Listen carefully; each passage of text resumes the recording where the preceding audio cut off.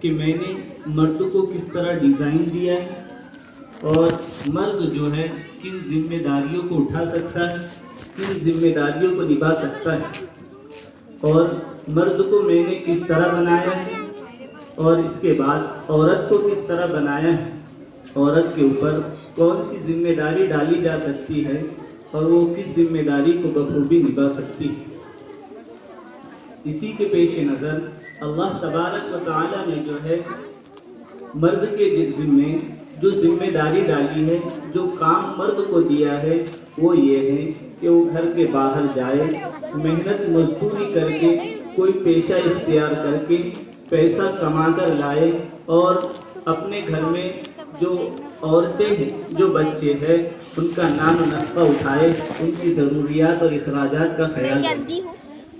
اور میرے دوستوں، آج دشمنان اسلام کی طرف سے یہ آواز لگتی ہے کہ اسلام میں جو ہے عورتوں کے ساتھ ناانصافی کی گئی ہے، انہیں ظلم کیا گیا ہے اور انہیں جو ہے گھر میں قید کر کے رکھا گیا ہے۔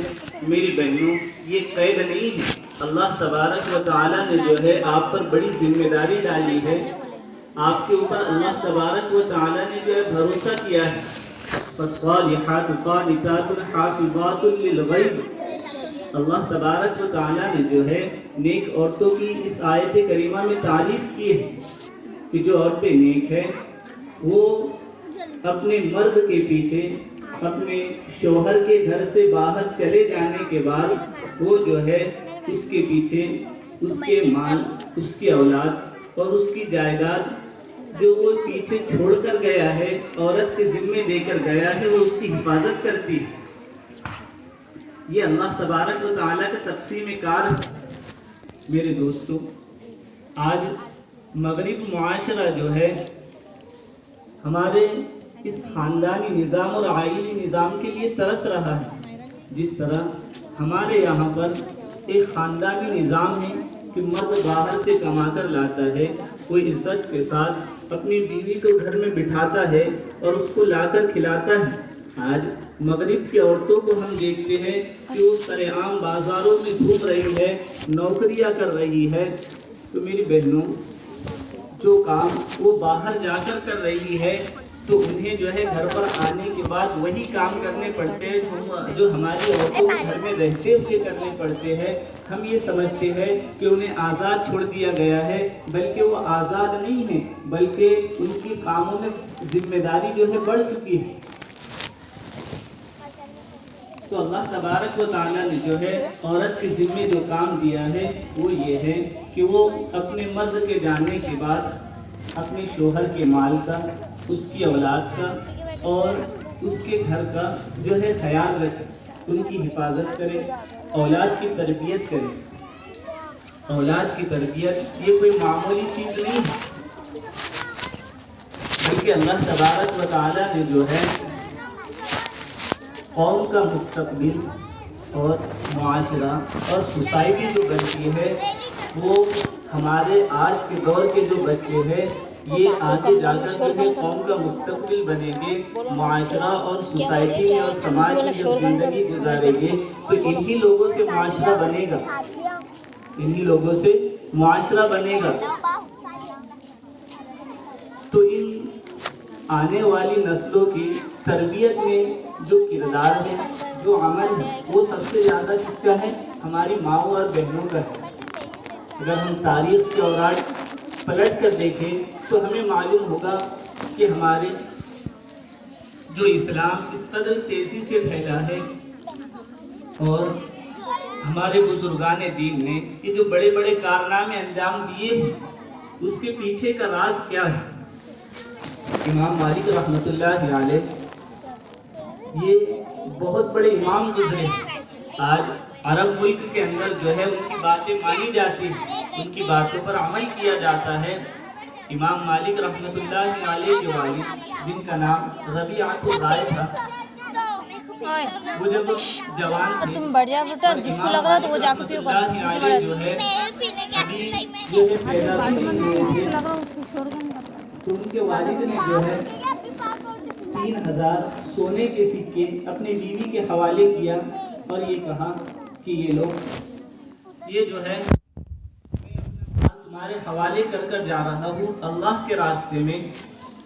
اب اس مال کی اور جو بچہ تمہارے پاس ہے اس کی حفاظت کی اور تعلیم و تربیت کی ذمہ داری تمہاری ہے. اب جب میں آنے کے بعد جو ہے اس کا حساب لوں گا تو مجھے جو ہے آپ کو حساب دینا ہوگا. امام مالک رحمۃ اللہ علیہ کے والد محترم جو ہے 27 سال بعد جو ہے مدینۃ المنورہ کے اندر تشریف لائے، اور تشریف لانے کے بعد 27 سال میں جو ہے شہر مدینہ بہت بدل چکا تھا، تو وہ اپنی گھر کی جگہ جو ہے پہچان نہ سکی. پھر پوچھتے پوچھتے جو ہے ایک مکان پر پہنچے. امام مالک رحمۃ اللہ علیہ نے جب دیکھا کہ ایک اجنبی شخص، چونکہ امام مالک رحمۃ اللہ علیہ جب سے دنیا میں آئے تب سے انہوں نے اپنے والد کو نہیں دیکھا تھا، کیونکہ ان کے والد جو ہے اللہ کے راستے میں جہاد کے لیے نکل چکے تھے، تو انہوں نے اپنے والد کو نہیں پہچانا. جب امام مالک رحمۃ اللہ علیہ نے دیکھا کہ ایک شخص میرے گھر میں گھسنے کی کوشش کر رہا ہے تو انہوں نے روکا. اتنی دیر میں جو ہے ان کی والدہ آئی اور آنے کے بعد یہ کہا کہ بیٹا یہ تمہارے والد ہیں، انہیں اندر آنے دو. ربیعۃ الرائے رحمۃ اللہ علیہ جب اپنی بیوی کے پاس گئے اور ان سے ان سونے کے سکوں کا حساب لیا کہ میں نے اتنے سونے کے سکے جو ہے تمہارے پاس دیے تھے، ان کا تم نے کیا کیا؟ تو امام مالک رحمۃ اللہ علیہ کا والدہ نے جو ہے جواب دیا کہ آپ جو ہے اس کا حساب ابھی چاہیے یا کل دوں؟ اگر آپ کو اس کا حساب ہی چاہیے تو کل مسجد نبوی میں آپ جائیں، اور جا کر جب وہاں پر حدیث کے پڑھنے پڑھانے کے حلقے لگے گے، جو ہے گروپ لگے گے، تو آپ وہاں پر جا کر دیکھ لینا، آپ کو جو ہے نظر آ جائے. تو ربیعۃ الرائے رحمۃ اللہ علیہ جو ہے فجر کی نماز کے بعد مسجد نبوی میں تشریف لے گئے. وہاں دیکھا کہ امام مالک رحمۃ اللہ علیہ حدیث پڑھانے کے لیے جب بیٹھے تو وہاں پر وقت کے بڑے بڑے علماء جو ہے ان کے پاس حدیث پڑھنے کے لیے آئے، اور امام مالک رحمۃ اللہ علیہ کی والدہ نے کہا کہ آپ نے جو سونے کے سکے دیے تھے اس کا حساب یہ ہے کہ میں نے اس بچے کی تعلیم و تربیت پر خرچ کیا، وہ آج اتنا بڑا بن چکا ہے کہ ہمارے وقت کے بڑے بڑے علماء جو ہے اس کے پاس حدیث پڑھنے کے لیے آتے ہیں.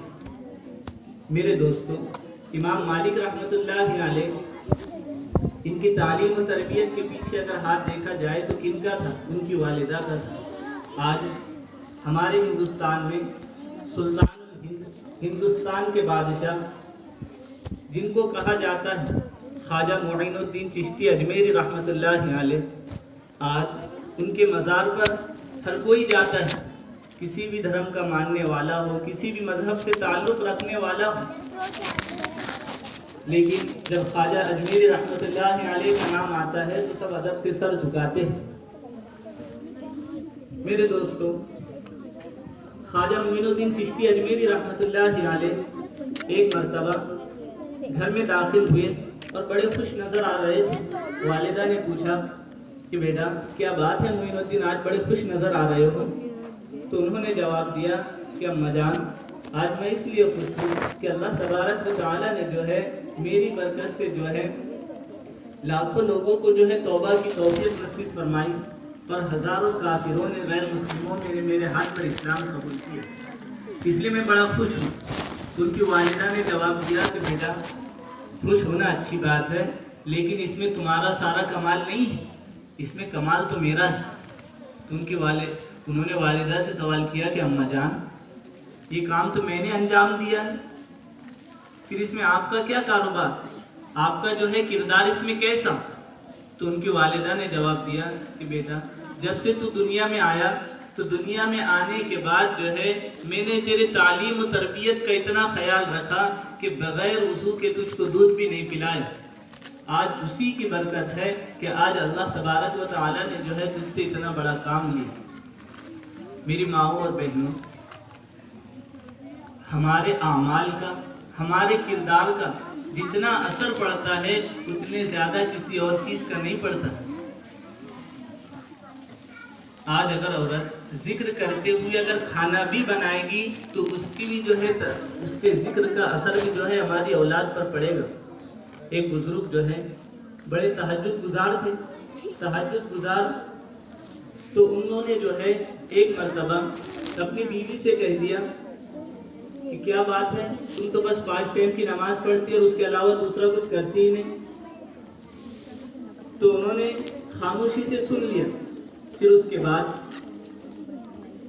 دوسرے دن وہ بزرگ جو تہجد کی نماز پڑھتے تھے، دوسرے دن بڑے مشکل سے فجر میں اٹھ سکے۔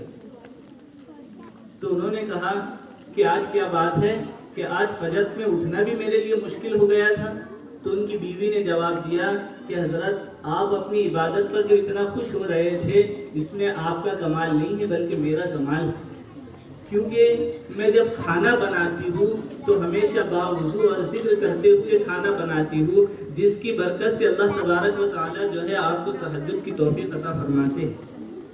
لیکن کل جب آپ نے مجھے طعنہ دیا تو میں نے کل بغیر وضو کے کھانا بنایا، اس لیے جو ہے آپ کے لیے تہجد میں اٹھنا مشکل ہو چکا تھا۔ تو اس سے آپ کو اندازہ ہو چکا ہوگا کہ ہمارے اعمال کا، ہمارے کردار کا، ہمارے مردوں پر کیا اثر پڑتا ہے، ہمارے بچوں پر کیا اثر پڑتا ہے۔ میری ماؤں اور بہنوں، یہ بچوں کی جو فطرت ہے نا، یہ بچوں کی فطرت میں اللہ تبارک و تعالیٰ نے یہ بات رکھی ہے کہ یہ بچے جو ہے دیکھ کر سیکھتے، سکھانے سے نہیں سیکھتے۔ ایک مرتبہ ایک شخص نے دیکھا، ٹرین میں سفر کر رہا ہے، ادھر ماں اپنی کتاب لے کر بیٹھی ہے اور سامنے چھوٹا سا 6-7 سال کا بچہ وہ بھی اپنی کتاب لے کر بیٹھا ہے۔ تو بڑا حیران اور پریشان ہوا کہ کیا بات ہے کہ آپ کا 6-7 سال کا بچہ یہ کتاب لے کر بیٹھا ہے۔ آج کا ماحول تو ایسا ہے کہ 3 سال کا بچہ جب ہوتا ہے وہ تھوڑا سا ہوش بھی نہیں سنبھالنے پاتا ہے کہ اس کو سب سے پہلے موبائل چاہیے۔ موبائل کے بغیر جو ہے اس کا دل نہیں لگتا۔ اگر کبھی اس کے ہاتھ سے موبائل لے لیا جائے تو وہ اس قدر روتا ہے کہ سارا گھر سر پہ اٹھا لیتا ہے۔ ہر ایک کوئی جو ہے اس سے پریشان ہو جاتا ہے۔ جب تک اس کو موبائل نہ دے تب تک وہ بھی سکون نہیں میں رہتا اور نہ ہی کسی دوسرے کو سکون لینے دیتا ہے۔ تو ایسے ماحول میں آپ نے اپنے بچے کی تربیت کیسے کی کہ جو ہے بچہ ٹرین میں، سفر میں، یہاں سے جو ہے نئی نئی چیزیں نظر آ رہی ہے، ٹرین کی کھڑکی میں سے پہاڑ، جھاڑیاں اور نئی نئی چیزیں نظر آ رہی ہے، اس کے باوجود آپ کا بچہ جو ہے کتاب میں لگا ہوا ہے، کیا بات ہے؟ تو اس عورت نے یہ جواب دیا کہ بھائی جان، بچوں کی فطرت میں اللہ تبارک و تعالیٰ نے یہ بات رکھی ہے کہ وہ جیسا دیکھیں گے ویسا کریں گے اور ویسا سیکھیں گے۔ ہم نے اپنے گھر کا ماحول ایسا بنایا ہے کہ خالی وقت جب بھی ملتا ہے ہم کتاب لے کر بیٹھ جاتے ہیں۔ ہم نے کبھی اپنے بچوں کے سامنے موبائل نہیں لیا، جس کی وجہ سے ہمارے بچوں کے اندر یہ عادت ہے کہ جب بھی خالی وقت ملتا ہے وہ کتاب لے کر بیٹھ جاتے ہیں۔ تو میری اماؤں اور بہنوں، اگر ہم نے آج ان بچوں کی تربیت نہیں کی، ان کی تربیت پر دھیان نہیں دیا، تو ہمیں اس بات کا افسوس نہیں رہے گا کہ ہمارے بچے بگڑ جائیں گے، بلکہ ہمیں افسوس تو اس بات کا کرنا ہوگا کہ ہماری آئندہ آنے والی نسلوں کے ماں باپ بگڑ رہے ہیں۔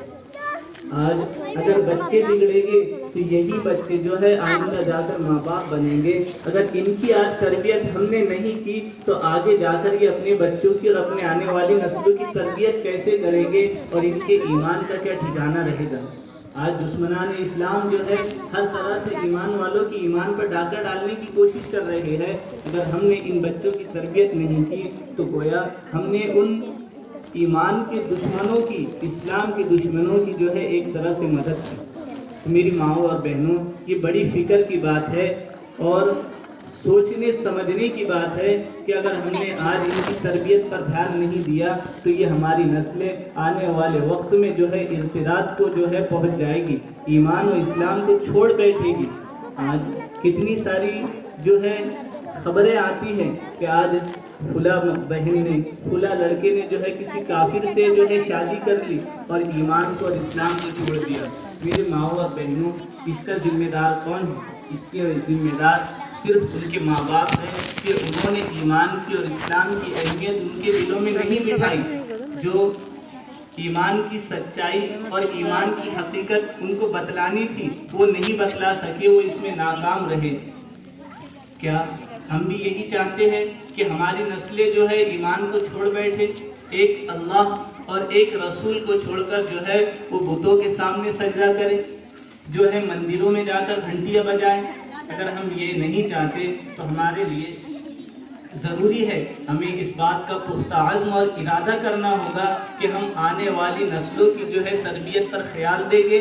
اگر بچہ تھوڑی دیر ستاتا ہے تو ہمیں برداشت کرنا ہوگا. بچہ اگر تھوڑی دیر روتا ہے، ہمارا سکون چھینتا ہے، تو وہ ہمارا سکون چھین لے، لیکن ہم اس بات کے ذمہ دار نہیں بنیں گے کہ آنے والی نسلوں کا ایمان چھین جائے.